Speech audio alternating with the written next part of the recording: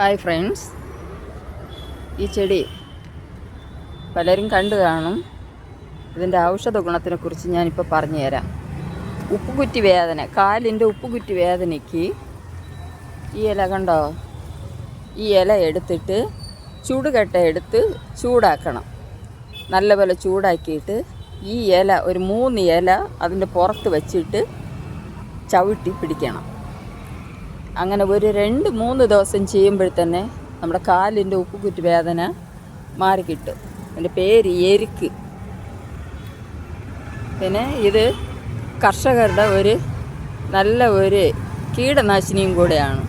നമ്മൾ ഇതിൻ്റെ ചാറെടുത്ത് നമ്മൾ ചെടികളുടെ മൂട്ടിൽ ഒഴിച്ചു കഴിഞ്ഞാൽ കീടങ്ങളുടെ ശല്യം ഒഴിവാക്കി കിട്ടും. ഇല കൊത്തി നുറുക്കിയിട്ട് മൂട്ടിൽ വളം വെച്ചാലും കീടങ്ങളൊന്നും മറ്റുള്ള ചെടികളെ ബാധിക്കത്തില്ല. നമ്മുടെ പച്ചക്കറി ആയാലും പിന്നെ പൂച്ചെടിയായാലും എല്ലാത്തിനും ഒരു ബെസ്റ്റ് വളവും കൂടെയാണ്. വളവും കീടനാശിനിയും കൂടെയാണ്. ഇതിൽ ഒരുപാട് മെഡിസിനൽ വാല്യൂ ഒക്കെ ഉണ്ട്.